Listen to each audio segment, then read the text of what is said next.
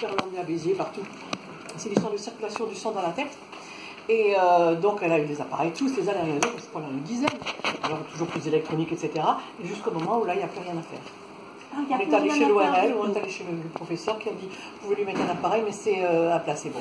Sur une oreille, c'est un placebo. Ah bon? Ouais. Tiens, c'est pas mal. Oui, ainsi, vous avez fait le tour du monde en stop, mais il fallait le faire, c'était dangereux. Ben, à l'époque, ça. Maintenant, on ne fait plus tellement de stop. Voilà. Oui. Mais à l'époque, voilà, c'était. Les études à New York, parce que vous avez fait les études d'économie en France et ensuite vous êtes allé à New York. Non, ça y est, c'est moi qui m'ai coupé, j'aurais dû couper avec les trois aussi. J'ai fait à Strasbourg, j'ai fait Sciences Po et une licence en droit. Ah, quand même. Strasbourg. Donc. J'ai fait un doctorat en sciences économiques. Et de là, d'abord je suis parti 1 an en Afrique. C'est quoi ça, des études au Burkina Faso. On était dans la brousse. C'est le coup du basilic du jardin, comme ça. On s'est perdu dans la brousse. Et c'était passionnant. Ouais. Et après cette année, j'ai eu une bourse pour les États-Unis. Et je suis allé Ça, c'est génial. à l'université. Et j'ai fait un master en business à Columbia. Ah, formidable. Et quand j'ai eu fini là, je suis parti jusqu'au Mexico, Panama, enfin Honduras, tous les pays. Dans le tour du monde. Traverser le Pacifique, l'Asie, c'était formidable. Et Avec le sac au dos. Et... Monique raconte que la mamie se tordait Madame, de douleur papa parce qu'elle était n'avait pas de nouvelles. Mon Dieu, Ça c'est fait l'inconscience ça des additif. fils, ça. Ben, C'est l'inconscience des fils, c'est affreux. Avoir un fils comme ça, c'est affreux. J'ai là. merci beaucoup. Merci. C'est vrai que j'imagine que les parents pouvaient avoir quelques inquiétudes. Ça y est. Parce que c'était quand même pas le tout repos. Et puis, on ne pouvait pas se téléphoner, évidemment, il y avait que Oui, il y avait le pas les courrier de moyens temps en de temps. maintenant, hein. C'est pas bon. Elle a fait travail, elle a fait des Non, j'adore faire ça. J'adore préparer les apéros. C'est vrai. Ouais, toujours. Mais oui, mais que des apéros comme ça, on mange plus. Hein. Pourtant, il faudra bien. Voilà. Est-ce que tout est en place? Ouais, ça va, c'est parti. Ah oui, parce que j'ai toujours eu des envies de voyage. Quand j'étais petit étudiant, dès que j'ai été étudiant, ben, la première année, je suis parti en stop jusqu'à Jérusalem. À mon avis, De France, c'est marrant. Ça te fait pas de mal de manger un peu. Non, non, ça suffit. La Grèce, À un moment, la tu manges. Turquie, le Moyen-Orient, Jérusalem. Voilà. Tiens.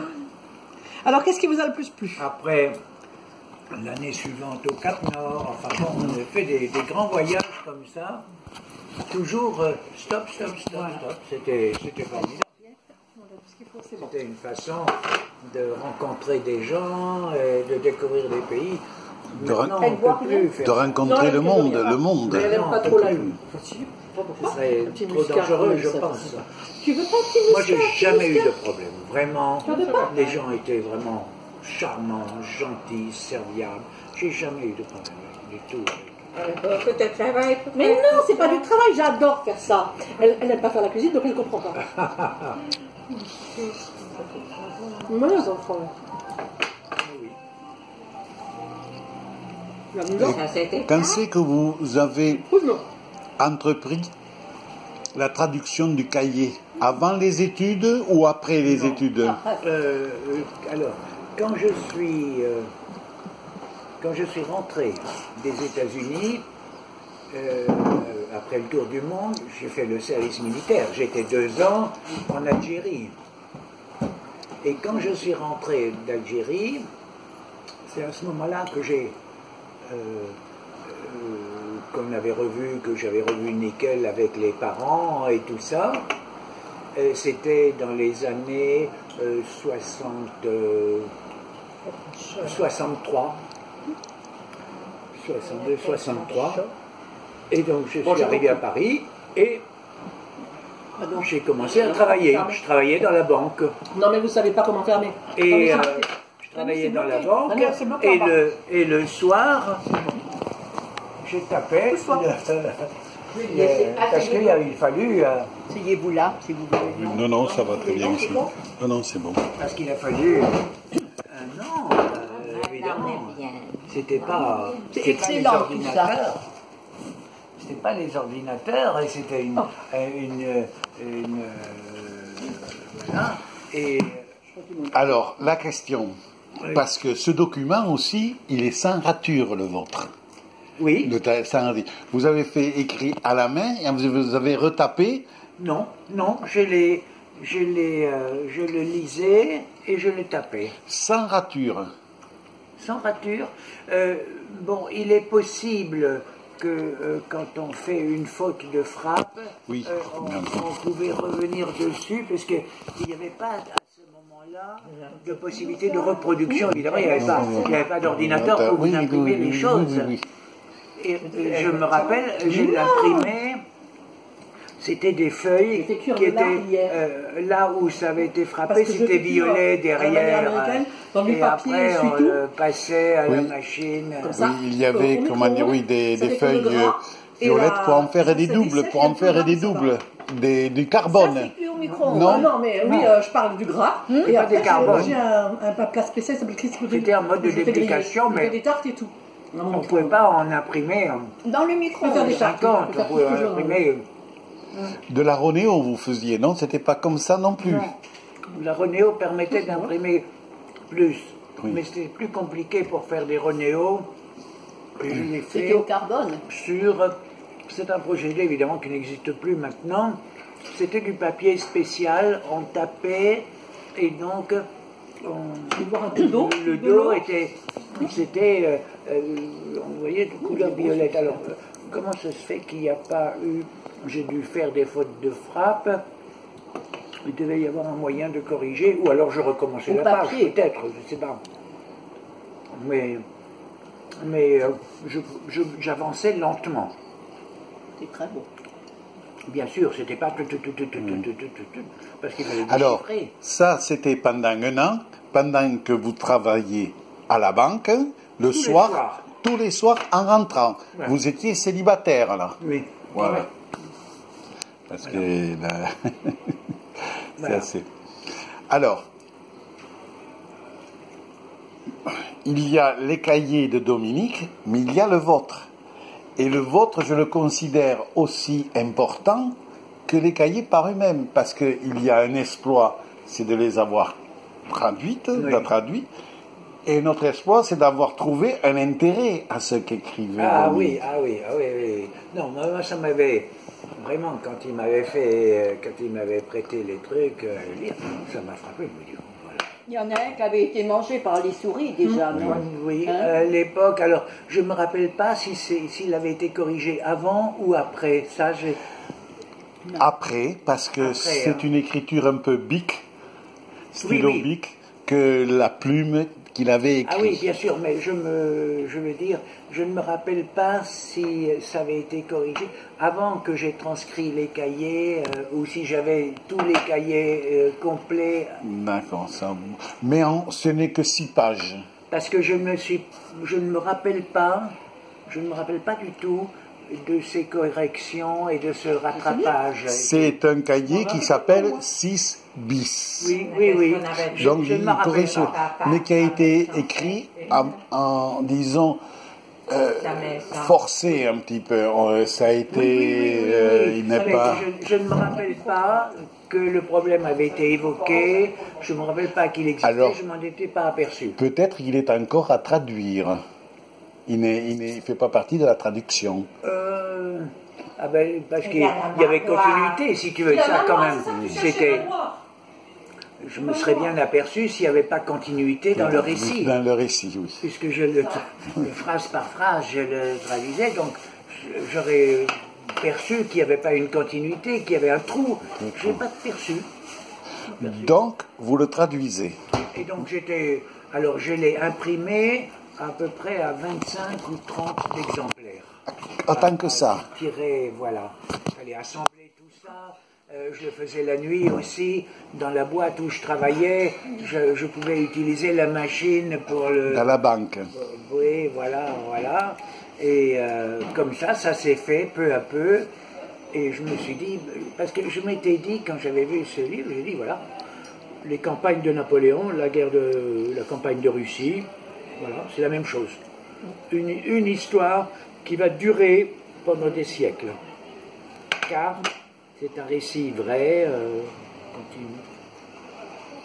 C'est ça l'impression que j'en ai. Et tout était en concordance. Et c'était votre grand-père. Et, Oui, c'est mon grand-père. Et donc après Je suis désolé, j'avais tous ces trucs-là. Il fallait en plus... Vous pouvez parler, hein. Ouais. Non, après, il fallait en plus... Alors, assembler, il y avait quand même pas mal... Il y avait pas mal de pages. Enfin, j'étais pas équipé pour l'édition, pour l'impression, ni rien. Bon, alors il fallait assembler tout ça, le relier. Et puis, après, tu es à Paris, tu es un petit étudiant, enfin, tu es un gars qui travaille. Comment tu fais pour contacter des éditeurs en Allemagne, en France et tout? Je connaissais rien.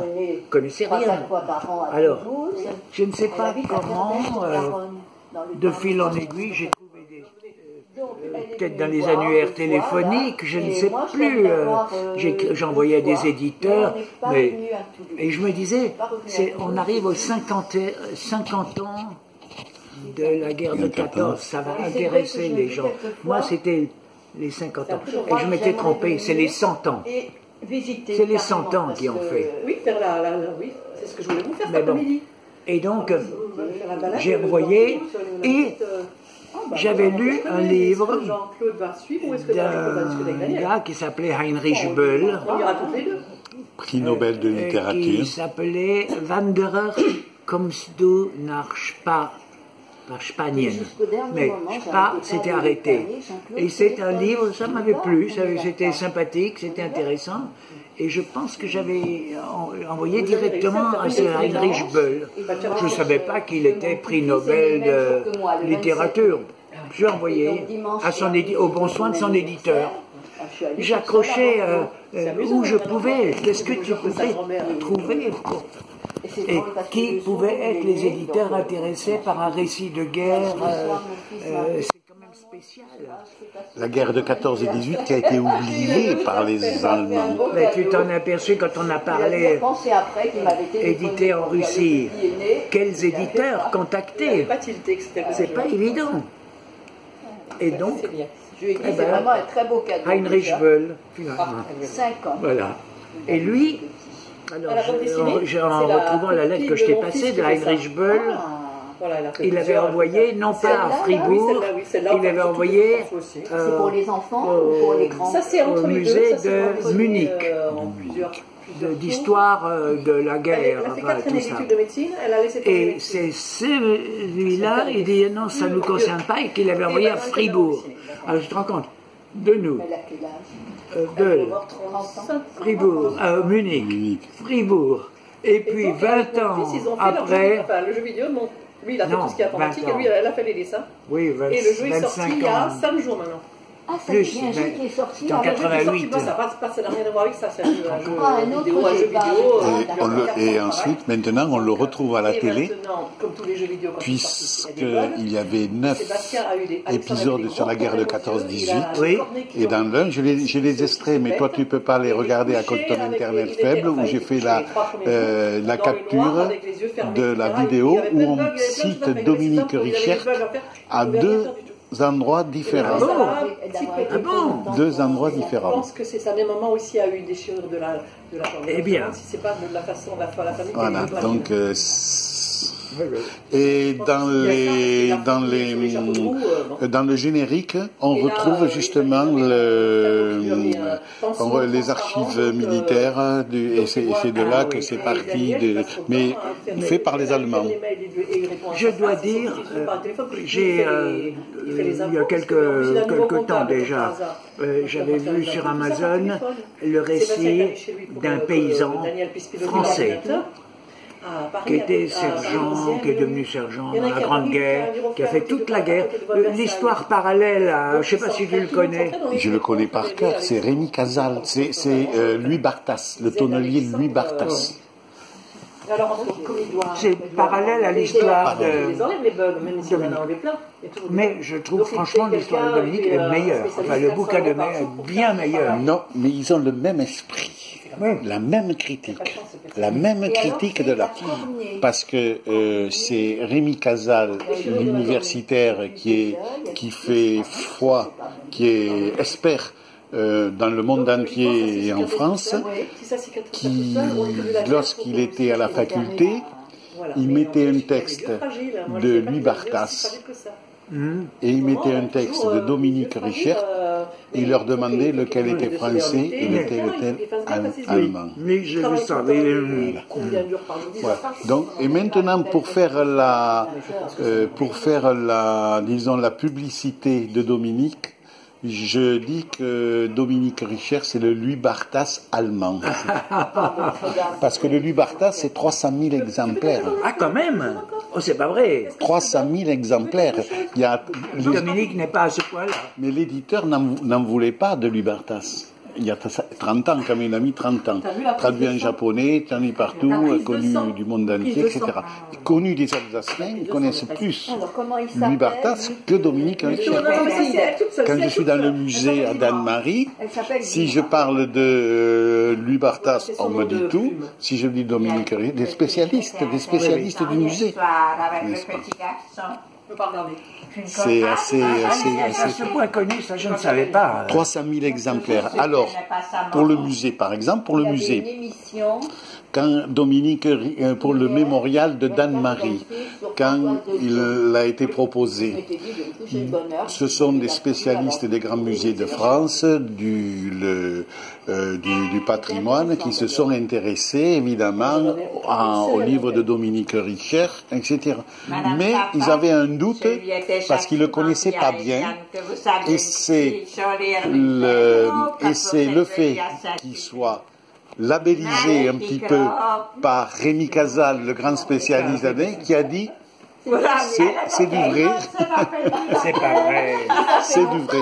C'est-à-dire, ils avaient peur de mettre dans un grand musée quelqu'un de régional, etc. Donc voilà. Donc tout est lié. Mais alors, justement, à propos du côté régional, en relisant mes échanges avec Tramid, elle avait posé la question aussi, on lui objectait que c'était régional. En été, mais je lui ai répondu. À quel moment on est allé chez vous? Toute la littérature, tous les livres sont régionaux. C'est toujours quelqu'un qui habite ou à Toulouse, ou à Berne, ou à Saint-Ulrich, ou à je sais pas où. Il habite toujours quelque part. C'est donc toujours régional. Mais ce n'est pas une objection. C'est la portée universelle qui est portée. Mais évidemment. C'est ça pour qui. Moi, c'est clair. Moi, c'est vraiment les récits, le sergent Bourgogne, les soldats de Napoléon et tout. C'est la même chose. On recommence à quelques générations après. C'est ça. Alors, comment dirais-je, le combat qu'a mené cet universitaire Rémi Casal, qui habite ici à Toulouse. Lorsqu'il a commencé à étudier les écrits des ouvriers de Carmaux, des mineurs. Et de là, il s'est projeté sur ces lettres, ce discours des hommes de terrain. Et il est parti où l'histoire ne voulait pas considérer que le témoignage de ces hommes qui étaient au ras du combat valait autant que les grands Il est toujours. les grandes analyses historiques sur la guerre, etc. Donc il est parti, il y avait 20% de littérature, et maintenant on est à 50% de littérature par rapport à la littérature, disons, la littérature, comment dirais-je, officielle des historiens. Ça a augmenté grâce à lui. C'est très joli la vue. Il est tout C'est vraiment seul. près de la route. Donc il habite plus à Saint-Ulrich. Non, depuis au moins. C'est, Le matin, ils viennent lui faire là. pour revenir, enfin, pour changer Non, c'est de des truc, femmes, des dames. la Russie, tu penses pas que ça aurait eu un intérêt Alors, Ce sont des infirmières. mon point d'attache, mon point c'est Armand Wiederkopf et c'est le mémorial. oui. Et de là, c'est un point d'appui. Il faut qu'il soit édité en allemand. Ah oui. Et je ne peux pas demander aux Russes d'éditer s'il n'est pas d'abord édité en allemand. Donc s'il est édité anglais, français, allemand, à ce moment-là, je peux faire une action pour la Russie. Oui. Et à ce moment-là, il vaut mieux avoir un vrai éditeur que l'auto-édition. Que de l'auto-édition, voilà. Évidemment. L'auto-édition peut aider. C'est-à-dire, si le livre est succès en auto-édition, à ce moment-là, un éditeur peut s'en emparer et peut l'éditer à son tour. C'est bien souvent des nouveaux livres qui naissent comme ça. Ils naissent par l'auto-édition et ils sont repris par les éditeurs quand l'éditeur a confiance du succès du livre. Ça, c'est la meilleure édition. Ça, il a fait du bon travail. Ah, c'est excellent. Et j'arrive. Excellent. Il y a des cartes. Il y a, bon, il y avait des. Et puis il y a le e-book aussi. Quoi? Il y a la version e-book sur Internet aussi. Et il y a sur Google Maps aussi. On a Google Maps, on peut cliquer dessus. Il y a les photos, oui. Elle habite dans la maison. Excellent. Excellent. Et puis la qualité aussi. Et oui. J'arrive pas à le joindre. Ah, Je évidemment. n'arrive pas à le joindre. Tu n'arrives pas à le joindre? Mais moi, j'ai écrit à l'éditeur. Ah bon, à l'éditeur, oui. Moi, je connaissais pas son adresse. J'ai écrit à. J'arrive pas à le joindre. Mais Parce que j'en aurais besoin aussi pour le mémorial. Angelica Tramitz m'avait dit que ça n'avait pas, accroché. ça n'avait pas été un succès Ils formidable. sont allés à Saint-Ulrich à la C'est retraite. ça. Oui, il était d'abord à Dornac. Le titre est bon, la présentation, c'est À Dornac, Du bon boulot. vraiment Du bon bravo. boulot. Du bon boulot. Oui, oui, C'est oui. le meilleur bouquin de toute la série. De toute la série, oui, oui, oui. On a acheté la maison d'un entrepreneur qui avait besoin d'argent pour. Voilà, c'est une aventure. Quand on tombe sur un document comme ça, on entre les mains. Bon, je l'ai là à côté si vous voulez revoir. On est, disons, devant une découverte archéologique, presque un trésor. Un trésor. On a l'impression et un trésor qui est né dans un champ. Je crois que c'est la meilleure cuisinière que je connaisse dans le. Comment Dans toute la. Nickel ne pouvait pas imaginer ça. Franchement. Nickel. À chaque fois. Ta plus grande erreur, Jean-Claude, ta plus grande erreur aura été avec mes cahiers. Il m'avait écrit. On fait un petit tour de tourisme. Parce que comme il écrit, je les ai écrits pour passer le temps. Et d'ailleurs, je n'avais pas de notes. Ça a peut-être changé beaucoup. Alors ça, c'est inimaginable. Oui, mais je pense avoir une explication. Ah, Il raconte à un moment donné, qu'il l'avait appris dans les, comment on appelle ça, pas les albums, comment on appelle ça, Et ça, c'est Yann. mais j'ai un trou de mémoire, les almanachs. oui. Et ma solution, c'est qu'il connaissait la géographie par cœur avant. Oui, mais pas la Russie. Moi, j'en ai des surdoués dans la famille. Oui, mais attends. Non, c'est pas possible. Parce que c'est pas la géographie Toulouse, Barcelone, Madrid, Paris. C'est des bleds complètement dont tu n'as jamais entendu parler. Oui, mais je peux avoir, on m'a proposé les almanachs qui étaient édités à Saint-Ulrich à cette époque-là. Oui, mais on va voir. Mais tu ne trouveras pas les bleds dans lesquels il était. Mais non. Donc il a tout mémorisé avec une carte qui devait piquer à droite et à gauche. Il devait emprunter la carte. On ne peut pas inventer les noms. Quand il est un tel village, il est là, machin, etc. Je pense que la mémoire, qu'il peut y avoir des miracles comme ça, d'une mémoire absolument traumatisante qui... on le considérerait comme miraculeux, car pas un papier, il ne pouvait pas en avoir de papier. Et Tramitz et son pote, qui ont vérifié les dates, dans le mémorial de la guerre, enfin tout, ça collait. Et aussi, inexplicable. Et aussi le goût de connaître les gens avec qui, et les noms des gens, des officiers, des sous-officiers, des médecins, ils connaissaient un tel, etc., comme s'il avait... Mais ça avait tellement incarné, ça avait été tellement... Il avait une méthode, mais qui provoquait beaucoup mais je ne connais pas, dans toute l'œuvre humaine, je ne connais pas un exemple d'une mémoire comme ça. C'est vraiment étonnant. Et je mets quelqu'un au défi de me dire une autre, parce que les almanachs ne peuvent pas avoir les bleds de la côte 310 à Brutschmetsch, non. Et dans le séquentiel aussi de l'histoire, il avait aussi son carnet de guerre, il va de tel endroit, etc. Ça, il pouvait se référer à ça. Oui. Non, parce qu'il ne se trompe pas dans les dates non plus. Comment? Il ne se trompe pas dans les dates non plus. Mais non.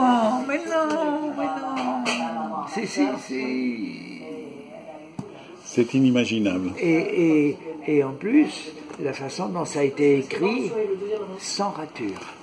Il n'y a pratiquement pas de rature. Comme s'il avait un film dans la tête, et qu'il transcrivait. Bon, si je voulais le faire un review, je reviens, je remets, et voilà. Oui. Et je remets, sans aucun... Donc, c'est un mécanisme dont nous n'avons pas notion. Parce qu'il raconte comme s'il débutait la guerre. Oui. On n'a pas l'impression qu'il connaît la fin. Qu'il connaît la fin de la guerre. Ah oui, absolument. Il repart du début. Oui. Et on n'a pas l'impression qu'il fait des jugements. Il est étonné. Quand il est étonné, il est machin, mais il ne dit pas, oui, mais après c'est comme ça. Oui. Non, c'est vraiment quelque chose d'absolument étonnant. Et il y a un autre personnage étonnant aussi, c'est vous. C'est vous. Et justement au musée, à Dan-Marie, il faudrait que vous soyez mis un peu plus en valeur. Le problème maintenant, c'est qu'il y a plus en plus de femmes qui font ça, parce qu'elles commencent parce que cette graine, si elle a poussé, c'est parce qu'il y avait quelqu'un qui avait l'intelligence de la voir et de la traduire et de faire l'effort, parce qu'elle serait morte, ces cahiers seraient morts. Hein. À l'heure actuelle, plus personne... Oui, bien sûr, oui. Voilà. Oui, c'était l'occasion ou jamais... Et il fallait avoir un talent. Et il fallait savoir lire le Sutherland, il fallait pendant un an quand même. Non, mais je trouve que aussi vous faites partie du personnage de... Plus qu'après les traducteurs, c'est plus facile après, c'est plus facile. C'est d'abord l'engrais, c'était fou. Voilà, mais bon. C'est comme ça des aventures de la vie. On tombe d'un truc. Et vous aurez jamais imaginé que maintenant on a... Ben oui, on saute d'un truc à l'autre et voilà.